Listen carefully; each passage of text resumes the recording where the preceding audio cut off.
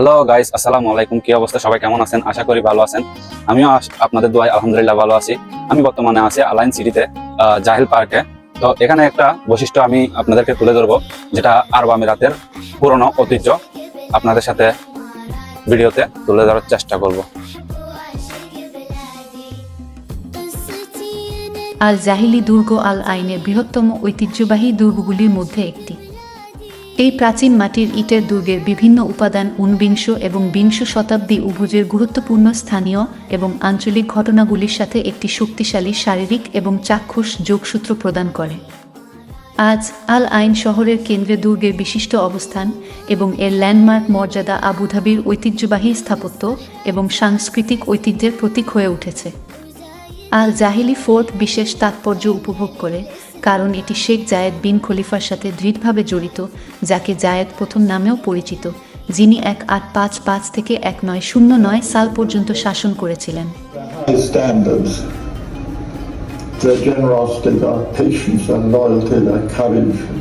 تبنى فسنجر طرق البدو، تجنب السيارات وأجهزة الراديو وأي اتصال بالعالم الخارجي। আল জাহিলি দুর্গের নির্মাণ 1891 সালে তার শাসনামলে শুরু হয়েছিল এবং 1898 সালে শেষ হয়েছিল। এর সমাপ্তির তারিখ 1316 হি 1898। দুর্গের প্রবেশদ্বারে একটি কাঠের প্যানেলে খোদাই করা হয়েছিল, যা নিম্নলিখিত দুটি আয়াত প্রদর্শন করে। এই মহিমান্বিত অধ্যায়ে মঙ্গলের একটি দরজা খোলা হয়, যেখানে আনন্দ এবং সুখ বাস করে। সম্মানের আশীর্বাদ বললেন, এই বাড়িটিকে চিহ্নিত করুন। জায়েদ বিন খলিফা কর্তৃক নির্মিত উচ্চ মর্যাদার বাড়ি দুর্গের প্রাচীনতম অংশগুলি হল বহুস্তরযুক্ত গোলাকার টাওয়ার এবং পুরানো দুর্গ। টাওয়ার এবং নিকটবর্তী ফালাদ স্পষ্টভাবে সম্পর্কিত এবং একসাথে সম্ভবত আল আইনে অষ্টাদশ শতাব্দীর বৃক্ষরোপণের নেটওয়ার্কের অংশ গঠিত, যা আল জাহিলিতে কার্যকলাপের প্রথম পর্যায়ের প্রতিনিধিত্ব করে। পুরানো দুর্গটি উত্তর পশ্চিম এবং দক্ষিণ পূর্ব কোণে তির্যকভাবে বিপরীত দিকে ক্রেনেলেটেড ওয়াকওয়ে এবং লম্বা গোলাকার টাওয়ার সহ প্রায় 3-5 মিটার বর্গক্ষেত্রের অভ্যন্তরীণ কাঠামো নিয়ে গঠিত। দক্ষিণ পশ্চিম কোণে মূলত একটি বর্গাকার টাওয়ার দেওয়া হয়েছিল, যেখানে উত্তর পূর্ব কোণে আবাসিক বিল্ডিং ধারণ করা শুরু থেকে মনে হয়। এর আকার এবং এর প্রতিরক্ষামূলক এবং অভ্যন্তরীণ বৈশিষ্ট্যগুলির বিন্যাসে আল জাহিলির দুর্গটি আবুধাবির কাস আল হোসেনের আগের পুরানো দুর্গ এবং আল আইনের মরুদানের পরবর্তী সুলতান দুর্গ উভয়ের সাথেই কম বেশি একই রকম, যা স্পষ্ট করে অষ্টাদশ শতাব্দীর শেষ থেকে বিংশ শতাব্দীর প্রথম দিকের দুর্গ নির্মাণের পদ্ধতির ধারাবাহিকতার প্রমাণ। পুরানো দুর্গ এবং পূর্ববর্তী ওয়াচ টাওয়ারের মধ্যে একটি আয়তাকার প্রাঙ্গণ 960 মিটার একটি একক ঘের দেওয়ালের মধ্যে তাদের সংযুক্ত করে তৈরি করা হয়েছিল। বিন্যাসটি আল আইনের সপ্তদশ ও অষ্টাদশ শতাব্দীর প্রথম দিকে টাওয়ার হাউসে পাওয়া ঐতিহ্যবাহী সুর পরিকল্পনা থেকে উদ্ভূত বলে মনে হয়, যার মধ্যে 3টি প্রাচীর ঘেরা প্রাঙ্গণের এক কোণে তলা দুর্গ।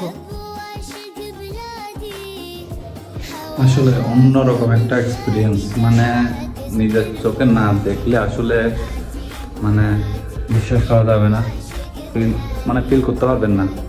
ঠিক আছে, তো আসলে বিষয়গুলো অনেক অনেক অনেক ভালো লাগতেছে দেখে। আপনাদেরকে কিছুটা শেয়ার করার চেষ্টা করতেছি। এই আগের বিল্ডিংগুলির মতো আল জাহিলির ঘেরটি অভিযানের সময় নিরাপদে মানুষ এবং গবাদি পশু জড়ো করার জায়গা হিসাবে কাজ করতে পারে। পুরানো দুর্গে এখনও সংরক্ষিত উত্তর প্রাচীরের একটি খিলানযুক্ত গেট দিয়ে ঘেরে প্রবেশ করা হয়েছিল। এই মূল গেটটি এখনও 1948 সালে দাঁড়িয়েছিল এবং সম্প্রতি প্রত্নতত্ত্ব এবং ঐতিহাসিক ফটোগ্রাফের প্রমাণের ভিত্তিতে পুনর্গঠন করা হয়েছে। 1955 সালে শেখ সাকবুত বিন সুলতান আল নাহিরান ট্রুসিয়াল স্কাউটসকে এই আগের গ্রুপের বিল্ডিং ব্যবহার করার প্রস্তাব দিয়েছিলেন। সামরিক সুরক্ষার প্রথম ধাপে দুর্গের পশ্চিম ঘেরে একটি নতুন প্রশাসনিক কম্পাউন্ড তৈরি করা জড়িত ছিল। প্রাচীর ঘেরা প্রাঙ্গণের এক কোণে তলা দুর্গ।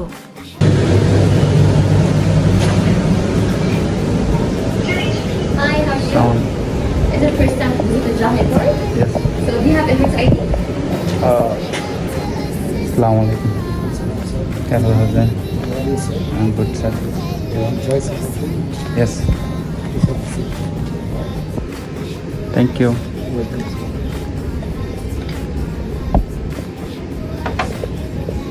This is Arabian coffee.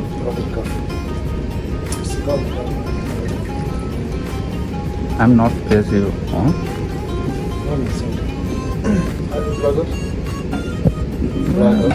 Yes. They're not big deal. I'm from Bangladesh. Yes. Sound mute कर दिया.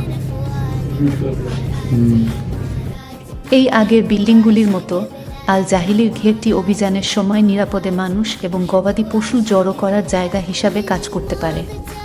পুরানো দুর্গে এখনও সংরক্ষিত উত্তর প্রাচীরের একটি খিলানযুক্ত গেট দিয়ে ঘেরে প্রবেশ করা হয়েছিল। এই মূল গেটটি এখনও 1948 সালে দাঁড়িয়েছিল এবং সম্প্রতি প্রত্নতত্ত্ব এবং ঐতিহাসিক ফটোগ্রাফের প্রমাণের ভিত্তিতে পুনর্গঠন করা হয়েছে।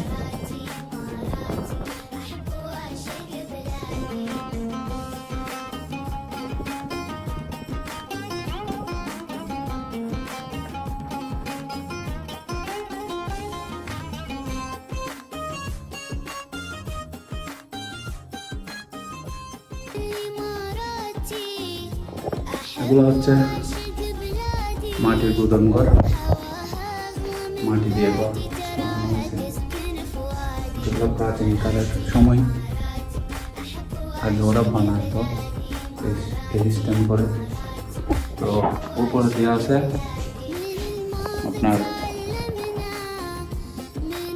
কাঠ, খেজুর গাছের কাঠ, আর খেজুর গাছের ঠেল যেগুলো আছে ডানার মধ্যে, এগুলো দিয়ে উপরে মাটি দিয়ে বানানো হয়েছে। এগুলো দেখতে পাচ্ছেন, অসাধারণ, এক কথায় অসাধারণ। বুকটা আমাদের দেওয়া হয়েছে এখান থেকে, এখানে বিস্তারিত সব কিছু লেখা আছে ওদের। 1955 সালে শেখ সাকবুত বিন সুলতান আল নাহিয়ান ক্রুসিয়াল স্কাউটসকে এই আগের গ্রুপের বিল্ডিং ব্যবহার করার প্রস্তাব দিয়েছিলেন।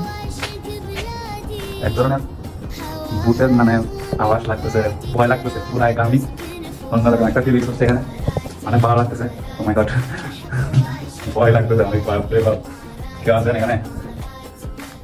কি জিনিস?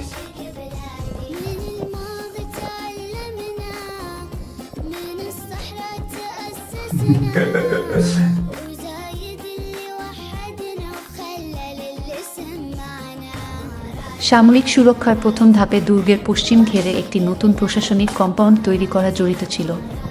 একটি কেন্দ্রীয় উঠানের উত্তর ও দক্ষিণে দুটি প্রতিসম ব্লকে সাজানো সৈন্যদের থাকার ব্যবস্থা এবং স্টোর। দুর্গের বর্তমান স্মারক প্রবেশদ্বারের অবস্থানে এই পশ্চিম প্রাঙ্গণের একটি অতিরিক্ত গেট দেওয়া হয়েছিল। উত্তর ব্লকে অস্ত্রাগার এবং ওয়্যারলেস পোস্ট রয়েছে এবং উইলফ্রেড থিসিগারের ফটোগ্রাফের স্থায়ী প্রদর্শনী স্থাপনের সাম্প্রতিক কাজের সময় এই উভয় উপাদানের বেঁচে থাকা বিবরণ প্রকাশিত হয়েছিল। পুরানো দুর্গ এবং ঘেরের পূর্ব দেয়ালের মধ্যবর্তী কোণে সৈন্যদের জন্য একটি রান্নাঘর তৈরি করা হয়েছিল এবং পুরানো দুর্গের প্রাঙ্গণের ভিতরে অন্যান্য পদের জন্য একটি টিনের ছাদ সহ একটি বড় ব্যারাক তৈরি করা হয়েছিল, যেখানে আরও বিল্ডিং তৈরি করা হয়েছিল। এর পশ্চিম দেয়ালের বাইরের অংশ গোলাকার ওয়াচ টাওয়ারটি প্রথমে সেন্ট্রি পোস্ট হিসাবে ব্যবহৃত হয়েছিল কিন্তু রূপান্তরিত হয়েছিল। আজকের ভিডিও পর্যন্ত। কেমন লাগছে ভিডিওটা আপনারা বলবেন, আশা করি ভালো লাগতেছে। কমেন্ট, লাইক, শেয়ার করে দিবেন। ওকে, আল্লাহ হাফেজ, বাই।